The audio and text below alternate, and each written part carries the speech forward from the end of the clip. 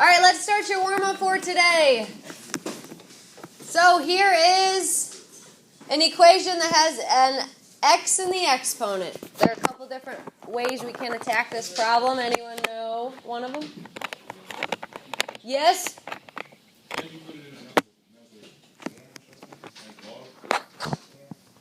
Yeah, so we could rewrite it using logs.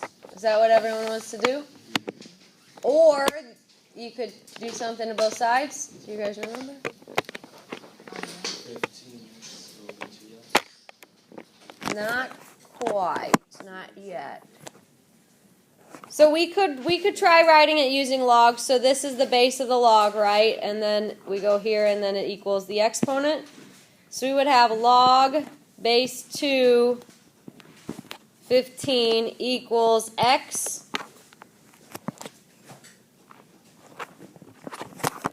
Now, this doesn't seem like a log that I can just figure out in my head, right? If it was, we would have just rewritten it up here and done it from there. So how can I do the log base 2 of 15? What can I do there?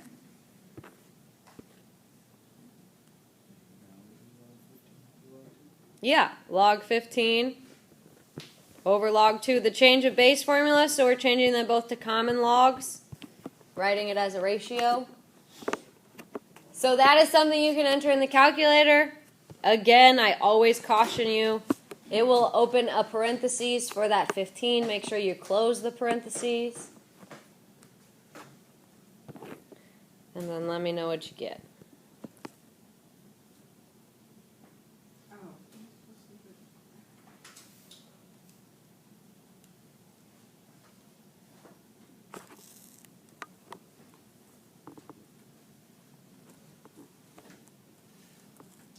Anybody? It's going to be like 3 point something, I think. 3.907. 3.907 sounds good to me. I'll take your word for it. What came right after the 7? Well, no, I rounded up already. So Oh, okay. 3.9068. Oh, okay, so you already rounded. Good. All right. I don't have a calculator, but I'm going to take your word for it. That is one way to do this. The other way would be to take the log of both sides. So you could have log and then the 2 to the x, log 15. So these are already base 10 logs. I took the base 10 log of both sides. Once you take the log of both sides, you can move the x out front because of our log properties. And then you would divide both sides by log 2. Essentially, it's the same thing, right? You're still entering log 15 over log 2 in your calculator. It's just two different methods to arrive at the same answer. What are your questions on this?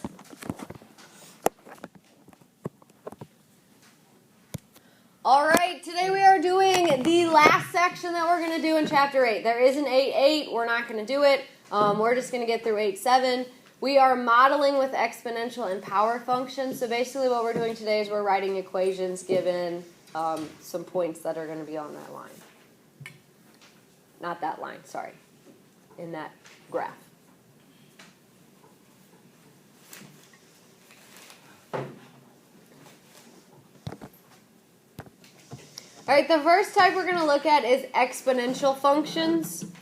Exponential functions are in this form. Y equals A times B to the x. So when the variable is in the exponent, it's an exponential. We're going to look at power functions where the variable is not in the exponent. So you need to know the difference between the two forms. So if it's an exponential function, the x needs to be in the exponent. So the problems today are going to give you two ordered pairs, just like you see on the bottom. You plug x in for x, you plug y in for y, and then you solve the system of equations for a and b. So if it gives you two ordered pairs, you'll have two equations. And then you'll solve them to figure out what a and b are, and then you'll use a and b to write it in this form. Hopefully you guys remember how to solve systems. That'll make this a lot easier.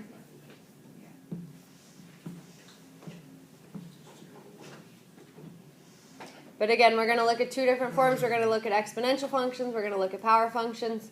Notes probably will not take all of class today, so you have a little time to start your homework today. Tomorrow is a work day again, so you can catch up on all your homework assignments. And then Friday is the homework check. That's all I have planned for Friday. As you know, next week is kind of a break from our class's curriculum to do the park test. So I'm not going to give you any new assignments on Friday. The only thing we're going to do is that homework check. So bring something to work on Friday. What are we going to be doing on Tuesday? Here's example 1. So it is an exponential function. You can see that in the directions. So we are in the form y equals a times b to the x. So what we want to do, we want to set up 2 equations. The first one will have 0 for the x and 7 for the y. So I'm just rewriting y equals a times b to the x with 7 for the y, 0 for the x. The second one, you'll start with that same equation. Now we're just putting a 1 in for the x and a 4 in for the y. 14. You knew what I meant. 14.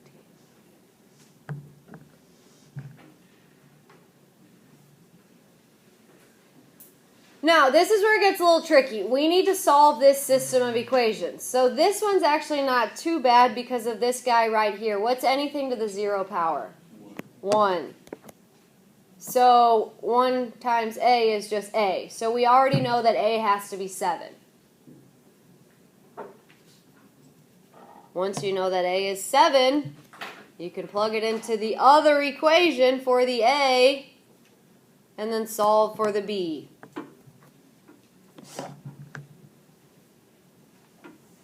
So now I know that a has to be 7 and b has to be 2. Then you can write the equation. So y equals, instead of the a, I write a 7. You need the multiplication symbol now, even though you didn't have one up here, or else it looks like 72 to the x. So just somehow indicate that, yep, you can use parentheses if you want. B becomes a 2, and then x goes back to being x.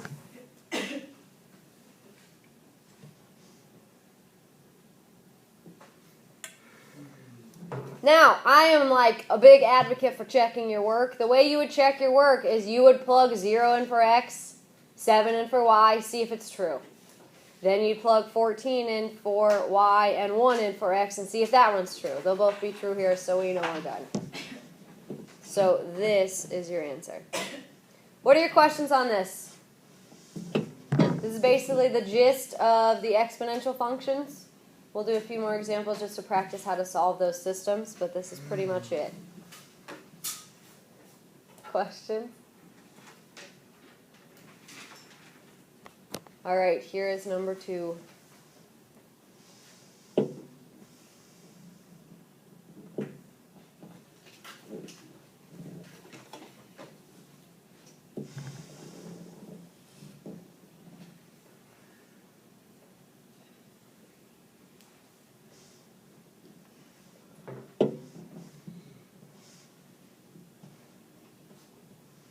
All right, same idea. We're going to start with that equation y equals a times b to the x.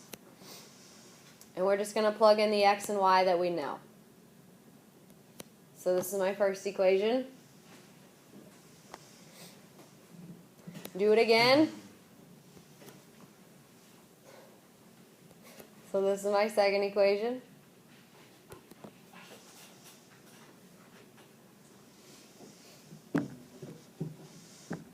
Now, from here, there's a few different ways to solve. I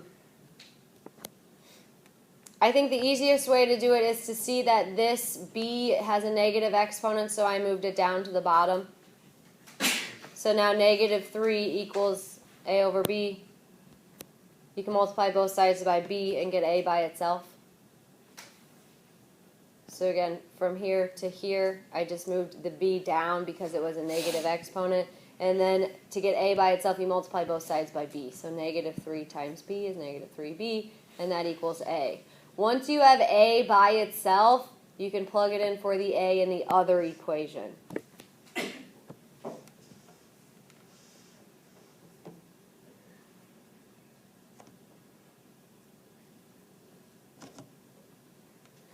All All right, and then you can solve from there. So you can divide both sides by -3. B times b is b squared. Take the square root of both sides, and you get 2.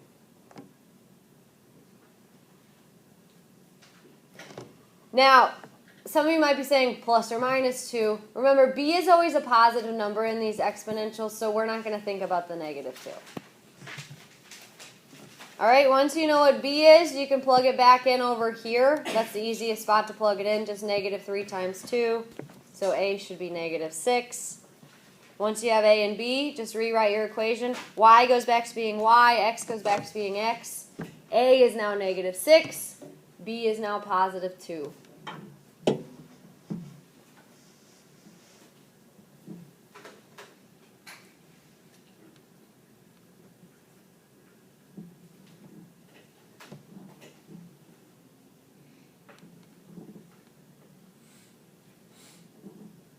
Questions on these? How do you get the second step on the degree all the way to the left? Here? Yeah. B times b. Yeah, how do you get from the degree step to the degree step? I went over here first, so I got a by itself. In this equation, in the blue equation over here, once you get a by itself, a is the same thing as -3b. So I replaced the a right here with -3b. So just get one of the variables by itself in one of the equations and plug it into the other one. It's the substitution method for solving systems. Again, I said that's probably the hardest part here is remembering how to solve systems of equations. Other questions? All right, here's number 3. Again, we're still talking about exponentials, so x is still part of the exponent. So we're going to start with that form, y equals a times b to the x. Plug in our ordered pairs. So we should end up with 2 equations.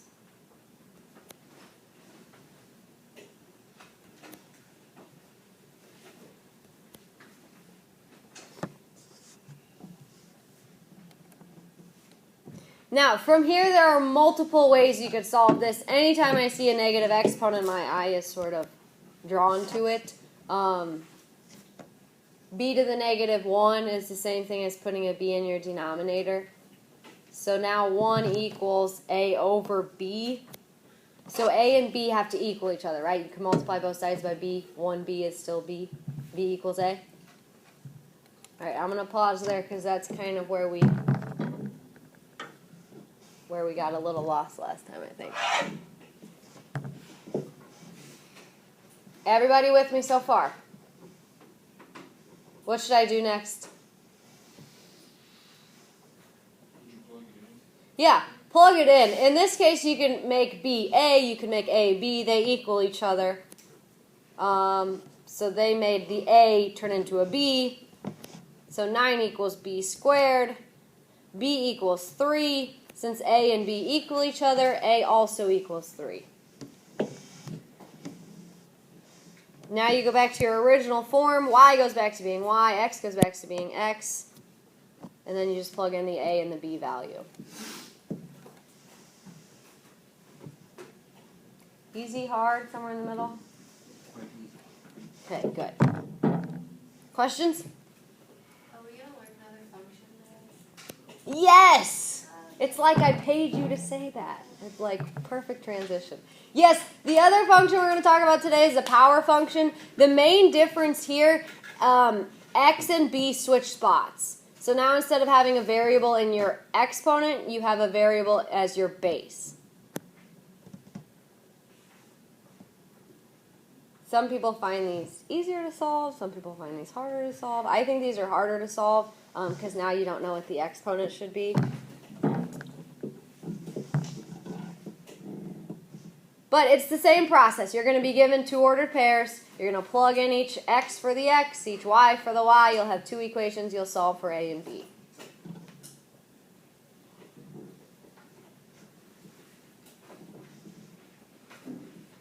The way I tell them apart, the other one was called an exponential. When it's an exponential, your x is in the exponent. When it's a power function, your x is not in the exponent. Are we ready for some examples? Here is the first one.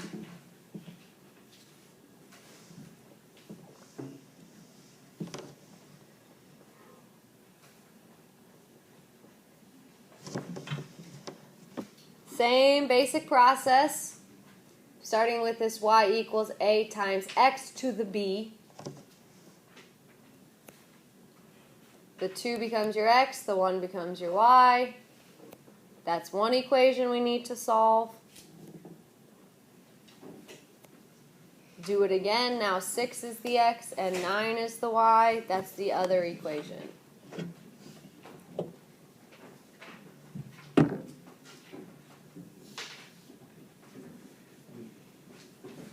Now, solving for b is tricky here, so the easiest way to do this is to pick one of the equations and solve for the a.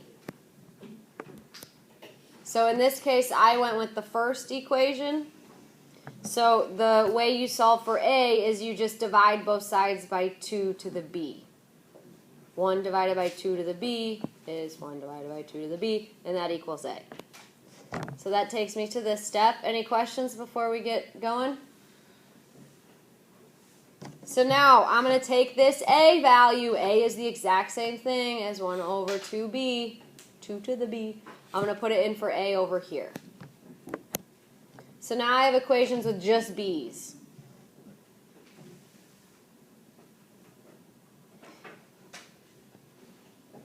This b, multiplying this whole fraction by 6 to the b is the same thing as multiplying the top by 6 to the b, because it's like 6 to the b over 1. So right now we have 6 to the b over 2 to the b. You could take those b's out. It's kind of hard to see the screen. It's kind of off, but there's a b as the exponent right here. You just can't see it. And then this is going to simplify. What's 6 over 2? 3. And that was all still equal to the 9, right? I was just rewriting the right side. So 9 I have over here, and that equals 3 to the b. Well, from there you should be able to do it in your head, right? It's 2, right? Because 3 squared is the same thing as 9. So you could rewrite the 9 as 3 squared, and you come up with b equals 2. That's why I think this method is so much harder, because right now you're solving for an exponent. Some people find these more enjoyable. I don't know. Questions at the moment?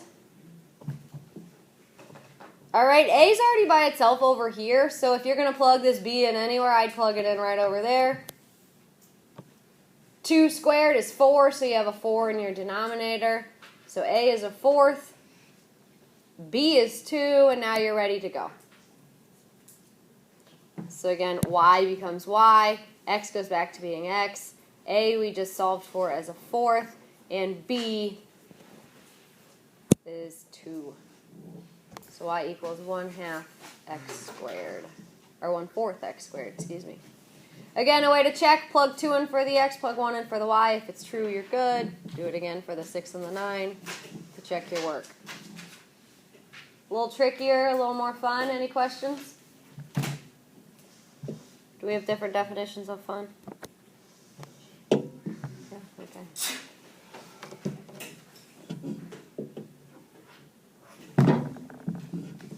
All right, here's another example. I think there are 3 of this type as well. So I think we only have 6 total for today. All right, same basic setup. I'm going to make the x of 4, the y of 48. That's going to be one of my equations. I'm going to do it again with the 2 and the 6. That's going to be another one of my equations.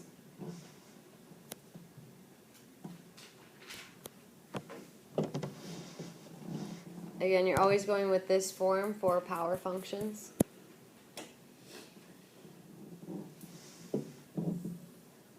And then I'm going to solve for one of the a's. You can pick either equation. It doesn't really matter. I went with the first one. So I divided both sides by 4 to the b in order to get a by itself.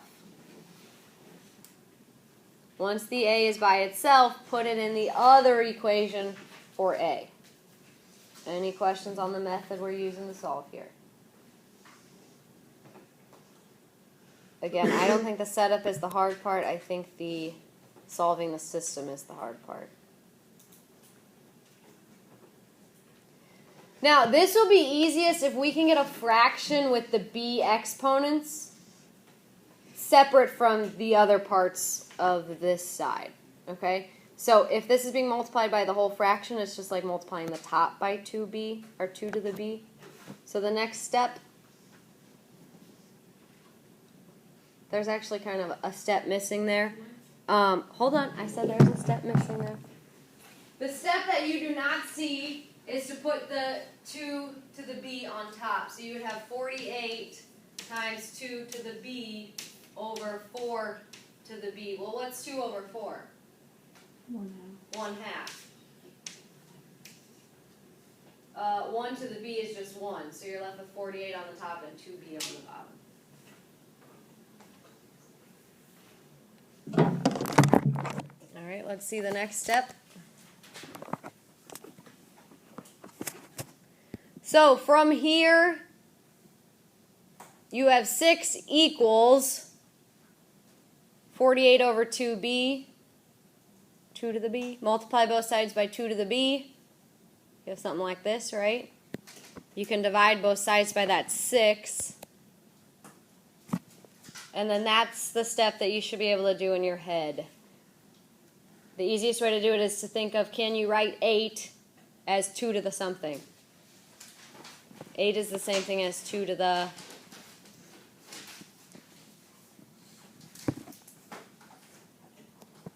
third, right? So b has to be 3 in this case.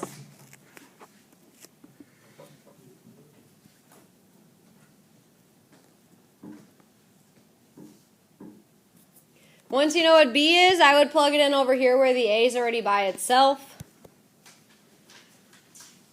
So you'd have 4 to the third. 4 to the third, of course, is where the 64 came from. So now we have this fraction. That is something that will reduce. 16 goes into both of those. So 48 divided by 16 is 3. 64 divided by 16 is 4. So now a is 3/4. Again, the hardest part is solving these systems. That's why we have a whole day tomorrow to work through the homework problems together if you get stuck. So don't panic too much. This is tricky work over here. So I wouldn't panic too much if you're still a bit confused. We still don't have our final answer. That's the final answer. Of course, you have to turn the a into 3/4, the b into 3, y goes back to being y, and x goes back to being x.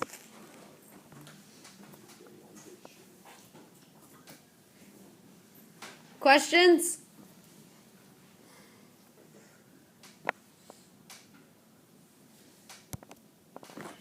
All right, last example.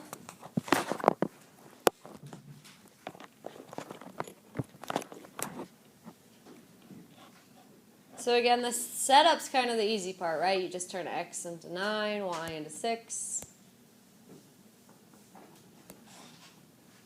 That's one equation.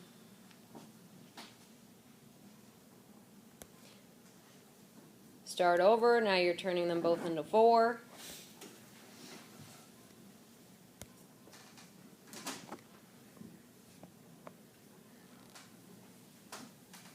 Easiest way to start this is to get one of the a's by itself. So over here, I divide both sides by 9 to the b. So a is 6 over 9 to the b. Now, some people want to reduce that. Remember, if one has an exponent and the other one doesn't, you can't reduce them. Okay, so don't try to make this like 6 over, or 2 over 3 or something. It doesn't quite work like that. All right, I'm going to take that value. I'm going to plug it in for the a in the other one. Again, this is kind of where it gets a little fuzzy for some people. Remember, this 4 to the b multiplied by this whole fraction is the same thing as putting it in the top. Once it's in the top, you could just isolate the 4 and the 9, take it all to the b. times 6? Anyone need to see a little more explanation on that one? Okay, I'm going to write it up top. It's going to disappear in a second, though. So this, a number multiplied by a whole fraction is just like that number in the top, right? Because this is like 4 to the b over 1. So the middle step would be 6 times 4 to the b over 9 to the b. Well, these two you can turn into a fraction, right? All to the b. And then you still have a times 6. So now the 6 doesn't really fit in that fraction because it's the only one without a b. So we can just write it out here. If that confuses you, put it over 1. So then it still appears to be a fraction with the 6 on the top. Does that help a little? Yeah, those exponents, it's just not something we're used to solving for, so they're kind of tricky. Again, if you ever aren't sure how to handle them, just ask questions. We have a lot of in-class time this week. To be honest, this is something I still rarely do. I mean, it's just, you don't really solve for things in exponents, variables and exponents.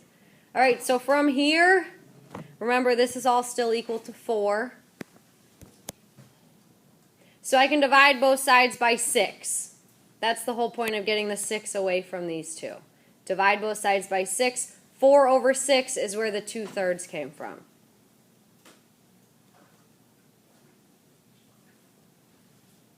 Now, this is going to work out nicely, right? Because how does the 4 relate to the 2, and how does the 9 relate to the 3?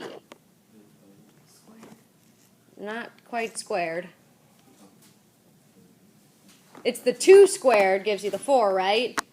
And the 3 squared gives you the 9. So what would the b value have to be? 1/2. Very good. If we made that 2, 4 squared is 16. 9 squared is 81. So we're going in the wrong direction, right? We actually want to take the square root of each of those. The square root is the same as the 1/2 power. Very good.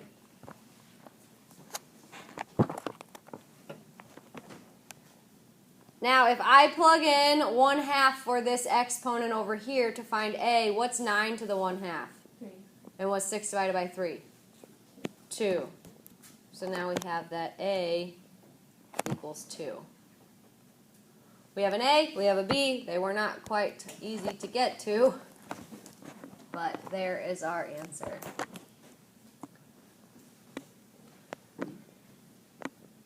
Again, this is tricky. Ask as many questions as you need to. I don't mind helping you guys with the homework tomorrow. Homework check is on Friday, though, so if you're not quite getting it by tomorrow, make sure we're doing them together on the board. Any questions before we wrap it up?